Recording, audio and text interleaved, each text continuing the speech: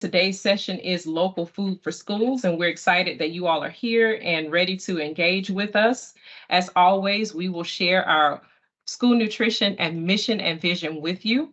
School nutrition is a valuable partner in education, pledging to provide coordinated support for outstanding student achievement through our commitment to excellent service in each of these core areas. They are quality meals, student and community engagement, and professional development. Today's presenters, I want to invite them on so you can see their faces really quickly before we jump into today's content. So our presenters for today are Holly Thaw, the Procurement and Food Distribution Manager, Angela Reynolds, our Procurement Farm to School Specialist, and we have Kelly Cook, our Strategic Marketing and Communications Manager. At this time, we're going to jump into sharing those objectives, and I'll turn it over to you, Angela. Thank you, Ro. We're excited to provide an overview of Georgia's Local Food for Schools, or LFS, pilot program. We will discuss the use of LFS funds, including procurement requirements and opportunities for strategic management. As you can see here, LFS aims to support local food systems and broaden partnerships between Georgia producers and our school nutrition programs. The program will provide an opportunity to engage new producers that may not have ever sold to school nutrition programs and to encourage your confidence in purchasing local products for your programs. LFS does have rules about which products that you are allowed to purchase with the funds. The requirements are provided here. Food must be unprocessed or minimally processed. It must be served in the National School Lunch Program or the School Breakfast Program only, and it must be local. As you know, the USDA does not provide a definition for local for our programs overall, but for the LFS program funds, they do provide a local definition that must be followed. Foods must be grown in the state of Georgia, or if not in the state of Georgia, then it must be grown within 400 miles of the final delivery destination. Here are specific examples of products that you can purchase with LFS funds and further defines what is meant by the term minimally processed.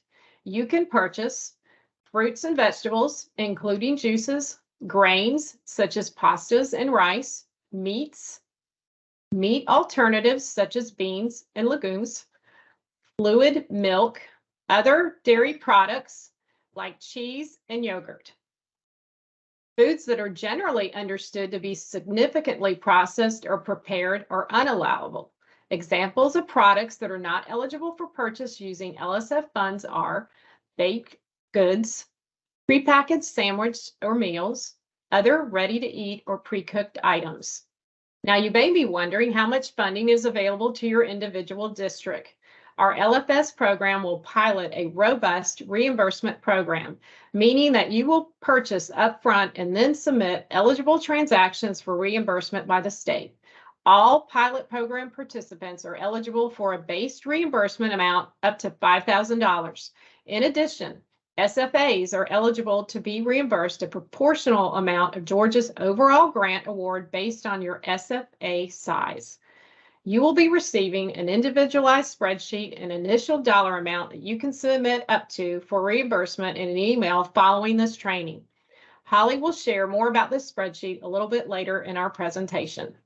Once you identify purchases that you would like to make that are eligible for LFS reimbursement, you should evaluate the estimated value of that purchase. The federal purchase thresholds are listed here, and as long as your local rules are not more restrictive, then you can follow the thresholds provided above.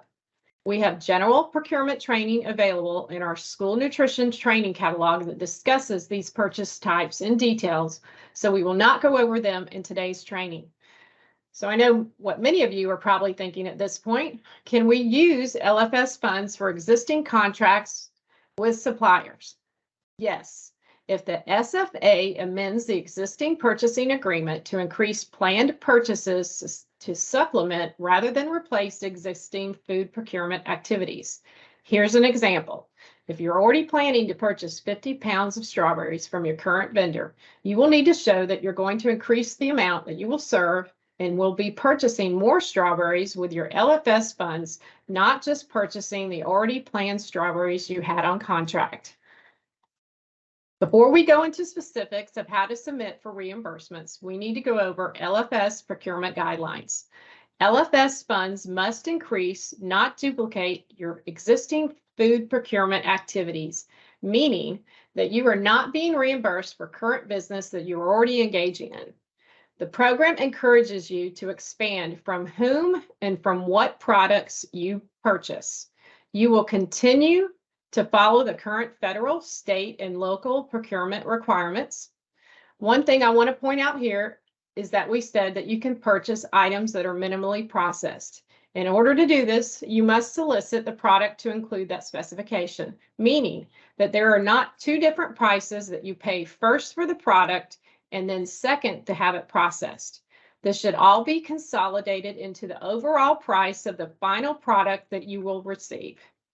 In addition to the general procurement training available in our school nutrition training catalog, the USDA has recently updated many of their local foods procurement resources. The QR code shown here will take you to their decision tree that you can follow to feel more comfortable walking through the procurement steps depending on your unique situations. As you have questions, you are welcome to contact me to help you walk through these decisions as well. And now I'm going to turn it over to Holly to share more about identifying new producers, distributors, documentation, and claim requirements for LFS. Thank you, Angie. So the Georgia Department of Agriculture does have a statewide database on their website that will help you find farmers and agribusiness product by product and location. We will be sharing more information provided from the Department of Ag when they release this about updated farmer databases and about their new farm to school specialists that will be able to answer farmer specific questions. The Department of Ag is aware of our LFS program, and they are excited to support our program as we spend these funds. Remember that you will need to confirm that your producers and your distributors are located within the state of Georgia or within 400 miles of the delivery destination, as Angie has already shared. A part of expanding opportunities for growth in the supply chain, LFS aims to engage small businesses and socially disadvantaged farmers and producers that may not have had access to our market in the past. Please include the request for self-identification as a small business and/or a socially disadvantaged farmer or producer as part of your procurement outreach when engaging with producers and distributors for use with LFS. We have created a local food for schools procurement fact sheet that includes all of the procurement information that we have shared so far in this presentation, along with some sample definitions that you can reference for small business and socially disadvantaged producers or distributors. This fact sheet is located on the Buy Local section of our school nutrition website under the Outreach tab, and you can also easily reach it now by using this QR code or the identified location on the slide. As you've heard today, Angela Reynolds is our primary contact for LFS, so please reach out to her directly. Her information is on this slide for any questions that you have related to LFS and farm to school procurement support. She is excited to help you walk through this awesome opportunity that we have for Georgia. We have also created a farm to school food safety resource for you that is located on this same Buy Local page of our school nutrition website. You can easily access it by scanning the QR code again here on this slide. This resource breaks down Georgia's food safety regulations by food product type. I know many of you have heard Dr. Steinberg speak in the past about purchasing local products, especially probably fruits and vegetables. So this resource is a great opportunity for you to review this information. It provides an overview of the food safety regulations that apply to Georgia farmers. It's important for you to know and follow these when deciding who to purchase from. And as always, if you have any food safety specific questions, do not hesitate to reach out to Dr. Steinberg. Her email address is located on this slide as well. So next, I'm going to take a few minutes to walk you through the documentation and claim reimbursement requirements for LFS. We have created a reimbursement spreadsheet that will be unique to each of your SFAs. Your SFA's claim spreadsheet will be shared with the contacts that you listed when you signed up for the LFS pilot program. If there's a change needed to this, please email Angela Reynolds so that she can update the access to your SFA spreadsheet. This spreadsheet will live in the cloud, so to speak. So what we mean by that is that you will not have to email it back and forth to us. Instead, you'll have an access link to it to go in and edit the fields that you need to edit. These edits will automatically show on our side, so there's no need for us to be emailing an attachment of the spreadsheet back and forth to each other. So at this point, I am going to share my screen with you all. So as you can see, we have a spreadsheet, and as I mentioned, it will be specific to each of your SFAs. So I'm going to walk you through this more closely. At the top here, you'll see each individual SFA spreadsheet will have your county, your SFA name, the claim month, the contact name, the email address for the person filling out the spreadsheet, and the phone number for the person filling out the spreadsheet. Everyone's spreadsheet will also include this instruction tab. And this will be that first tab on your spreadsheet, and then there will be a tab for every month of the school year after that. So as you look here, you'll see that you want to enter your purchases on your spreadsheet. So I'm going to go over this instruction tab, but you would be entering it on the tab for the month that you were submitting the claim. And each of these tabs will have a pre-populated look, just like you see on this instruction tabs when we share it with you.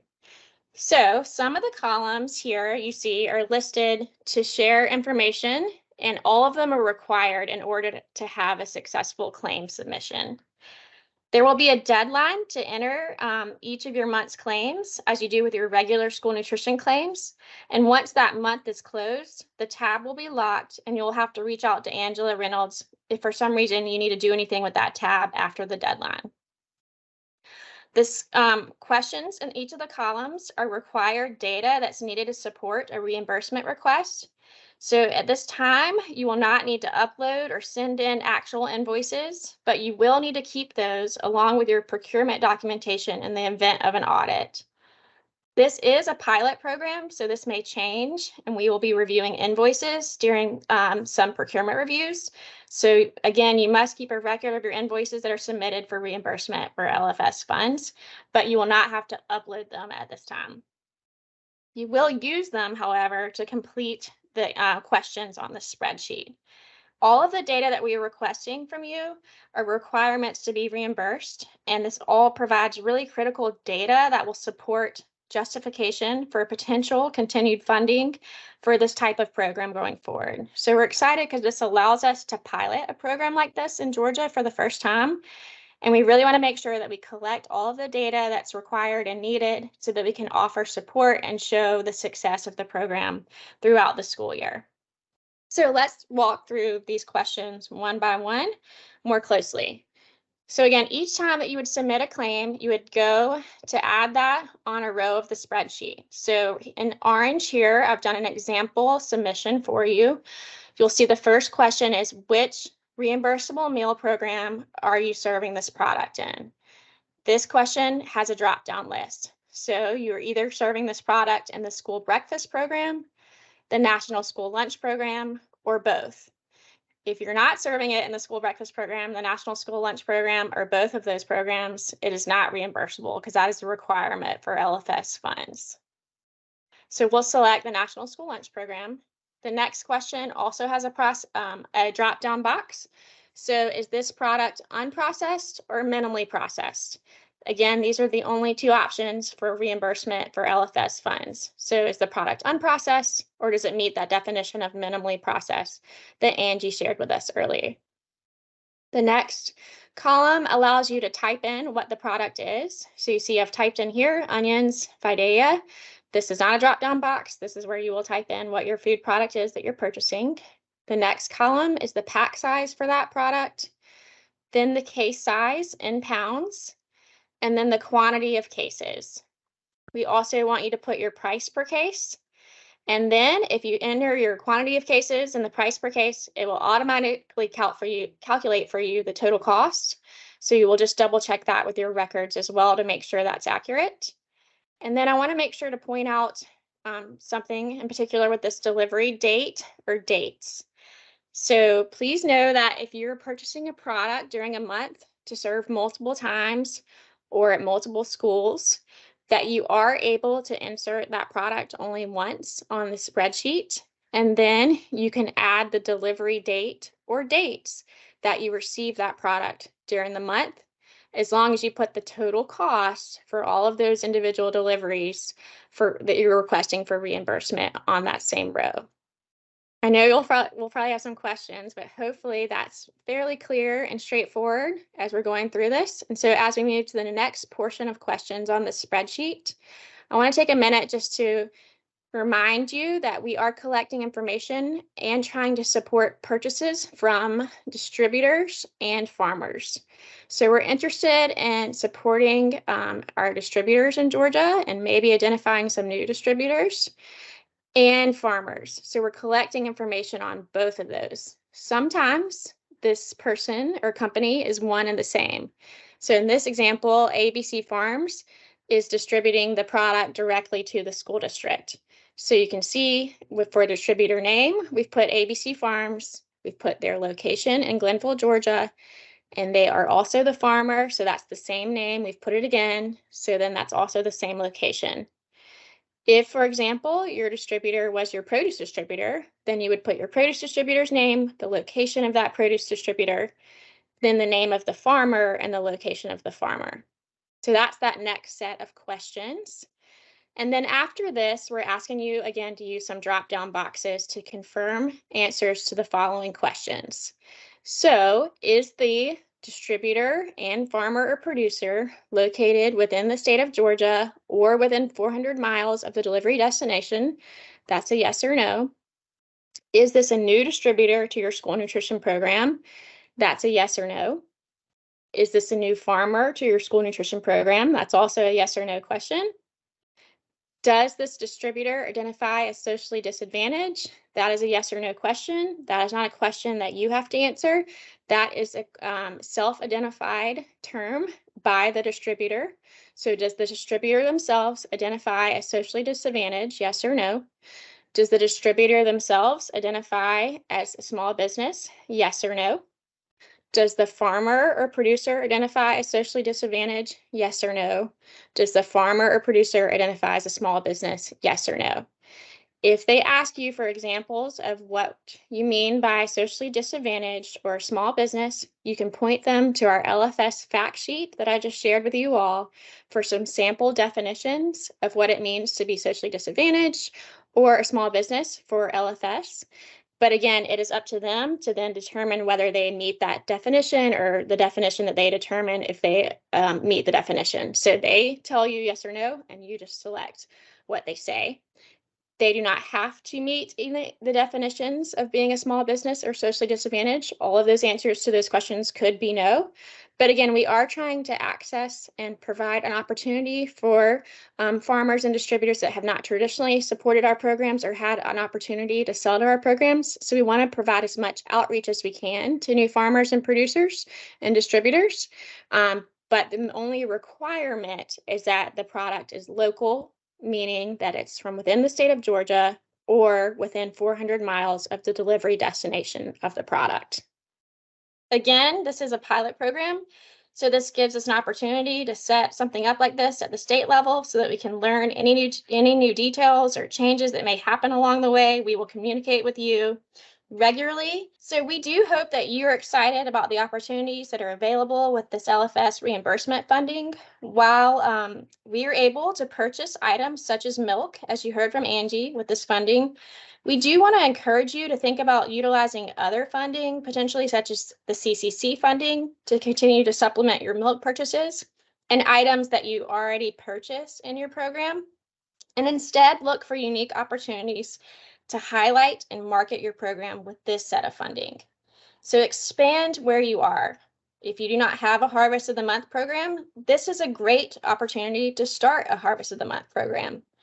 Or if you already have Harvest of the Month, you can offer that item more times during the month, or potentially bring in more specialty items that potentially were cost prohibitive in the past, such as Georgia shrimp, Georgia beef, Georgia blueberry juice. The list goes on and on. I know I'm excited to see what the opportunities are that are out there that you identify, but please use this as an opportunity to really expand and highlight this funding in our state. And with that, I'm going to turn it over to Kelly to talk more about strategic marketing opportunities that you have with these funds. Thank you, Holly and Angie, for sharing this exciting opportunity and information with our pilot schools.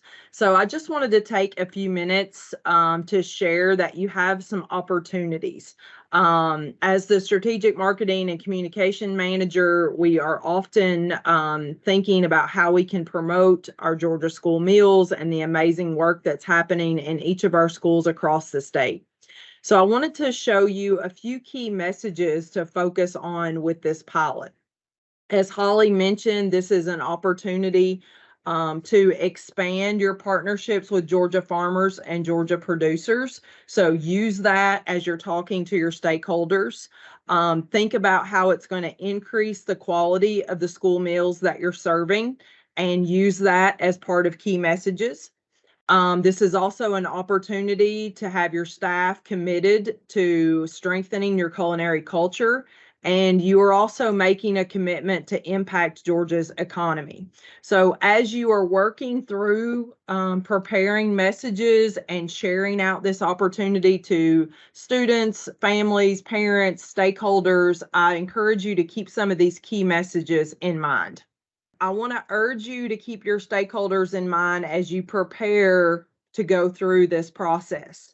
You're going to be looking at new menu items. You're going to be looking at new recipes and new products or expansion of current products. Think about the values and concerns your stakeholders have. What are they interested in? How can you use this program to really highlight what's happening? This is an opportunity to showcase the quality school meals that are being featured using additional Georgia grown foods and items.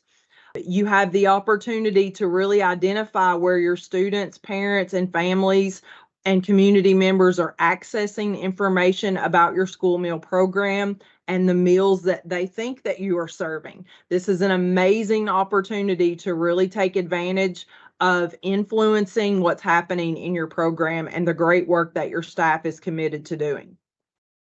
So many of you may have heard me speak before and really encourage you and urge you to think about setting the pace for school nutrition messaging in your district. And I really wanted to take this opportunity to show you about proactive messaging.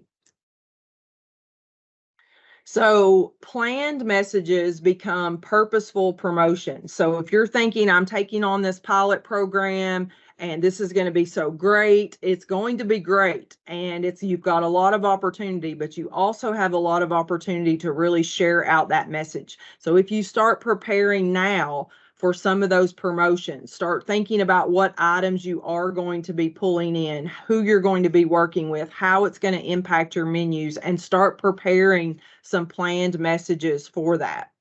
It also, as I mentioned, will amplify what's happening in your district. And letter C is collaborative opportunities, not only with new vendors, new producers, but also opportunities to collaborate within your own district. Make this connection to your local district PR representative, with your communications director, with your superintendent, with your principals, and make those connections. Educate them on what's about to happen in your district, the opportunity that you've been given and selected for, and ask them to help you give out some of these key messages to your parents so that they're choosing to participate in your program and they're aware of some of the amazing recipes that you're going to be putting on your menu. And then lastly, as we keep mentioning, this is an opportunity to expand reach and ultimately to drive participation and students to your program and elevate your program. So let's get started with looking at some ways you can do that. As Holly mentioned, you've got Harvest of the Month resources where you can really highlight that. If you've not used that program, you can certainly get started with resources that are already existing. We encourage you to make taking pictures of these products used in your school meal trays as part of your workday. Not an addition, but a great way to start showcasing what's happening. So encourage you to take great pictures of trays every day, your staff working with these products, and then of course, students with these trays that are excited about what you're serving. Those of you who have social media, whether it's for your school nutrition program or you're going to use that collaboration partnership that we talked about a moment ago, asking them to share out some of these things, make sure you're using the right hashtags. Of course, your district hashtags, but make sure you're using Fueling GA and Georgia Grown so that we can see what's happening, track this, help to elevate and spread the word and amplify what you're doing in your district. We look forward to sharing out your successes. As I mentioned, start that new collaboration, connect with someone in your district. And then those of you who do not have social media, please continue to share those success stories with us at fuelingga@godot.org. So, since we're talking about getting started, let's kick this off with celebrating all of you who've been selected.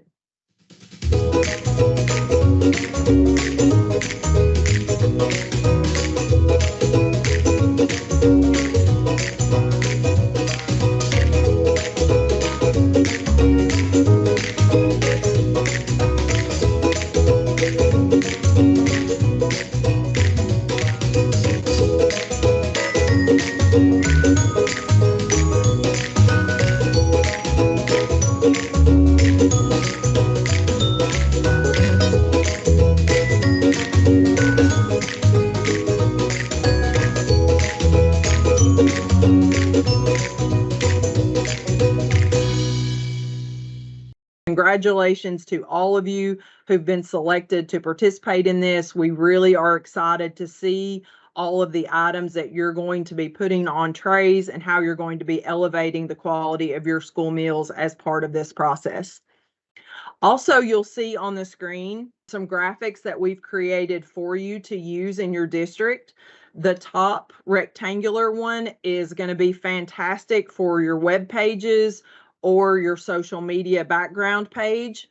The bottom left is a round badge that makes for an amazing email badge to pop in, let everyone know that you're communicating with, that you are this pilot program participant. We hope you will use those on your emails. The square graphic is fantastic for social media posts, also for adding to any promotions that you might be making in your district and cafeterias.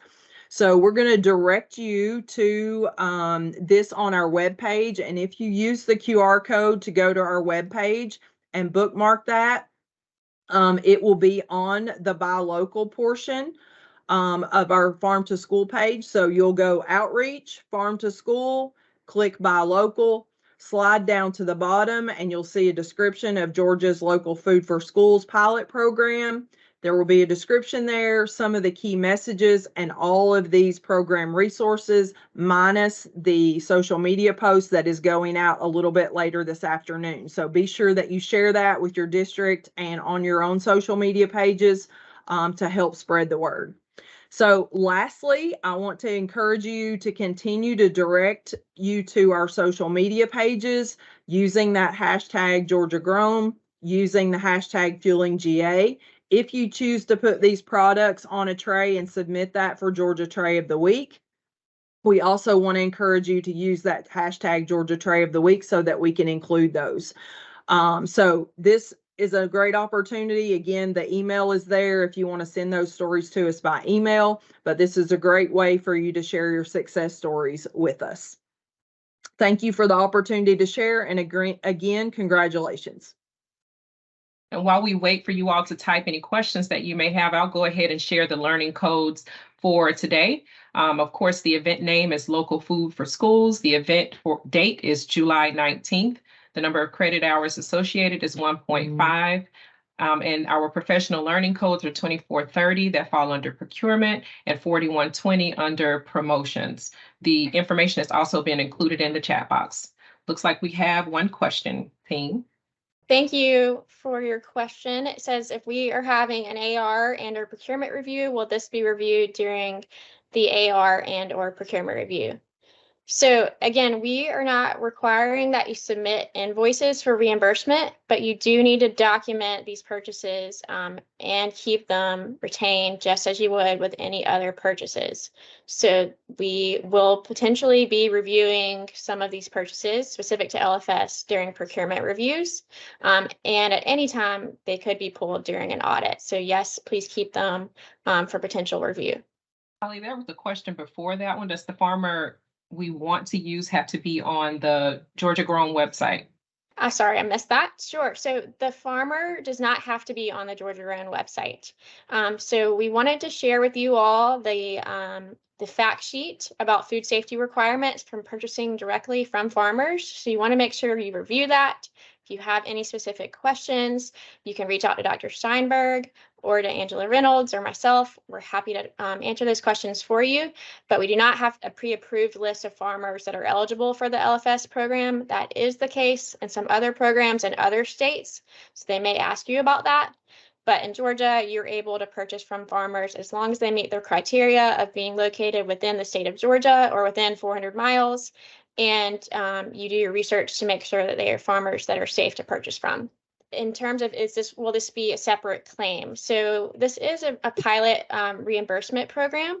So you will be making these purchases on your own, like you normally do for your food, and then you will be submitting for reimbursement of the purchases through the spreadsheet that I was able to share in the training.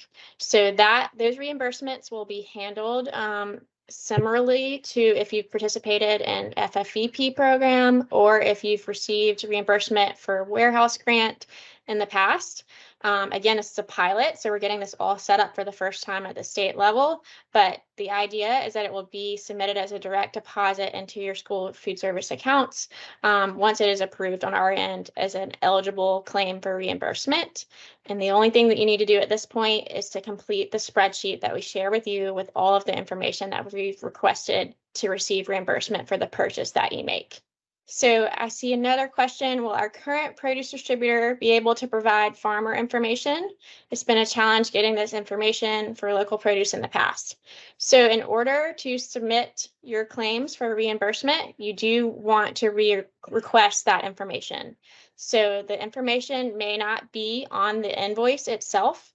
They don't have to have it printed on the invoice, but it does need to be documented on your end. So if it's not printed on the invoice, to reach out to your produce distributor, document it yourself on the invoice and sign it so that you have documentation of who the farmer is, then you're able to answer that question. So they don't have to change their system in terms of how they print invoices for you, but that is required information for you to report in order to receive reimbursement for that claim. If you're purchasing from your school district, then they should be able to provide you an invoice as well. So again, if that invoice doesn't contain some of the required information that we're asking from you, if you will ask them those questions, document it yourself and sign it on the invoice and keep it for your records, and then enter that information on the spreadsheet, you will be covered. So the next question is, we are in a region with limited local food sources for our program. We would love to feature farmers in our county. Is it okay to collaborate with an in-county farmer on a small scale, or do we have to publicize that we're seeking certain items for open competition? No, you do not have to purchase from only large farmers. We want you to be collaborating on a small scale if you can, and purchasing from smaller farmers if you can do that as well. General procurement requirements that apply always.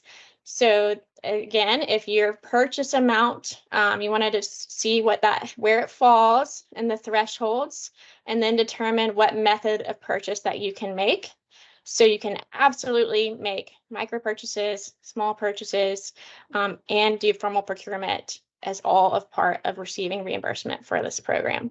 For the reimbursement spreadsheet, is this completed by school or district as a whole? This is completed by district as a whole. So you would submit your claims for reimbursement by month, and you will total them all at the district level by item. So you would submit a claim reimbursement request for the item. So if you have 6 schools that all received an item, you would add that up. What are the total amounts of what you purchased? how many cases, what were the total pounds, all of those questions, the total dollar amount for your district, and then that is the amount you would request to be reimbursed. We do not need to know how much went to each of your schools. We just need to know how much you want to be reimbursed for at the district level. So I see the question, is there a funding limit per month per county we can submit, or an annual limit per district? So yes, so we have individual spreadsheets that we are going to be sharing with the contacts for your SFAs that signed up to be part of this pilot. And when we share that information with you, we will share the amount that you're initially approved to submit a request reimbursement for the school year. We will be monitoring that amount throughout the year to see if it needs to be adjusted based on who's spending what. And we will be talking with you regularly, but you will have an idea up front when you receive that spreadsheet of the amount that you can submit initially for reimbursement for. And there's a potential that that could increase as we see how the program is progressing throughout the year. The minimum amount, so we do have some non-traditional SFAs that are part of the pilot as well. So the minimum amount that you would receive is $5,000 that you could submit for reimbursement, but there's going to be a good bit more amount of funding that you're eligible above that baseline amount, depending on your size of your SFA, your student enrollment. If you do a small purchase or an informal bid, for example, beef, for a total amount, but the farmer will deliver several times an invoice per delivery, is this allowable?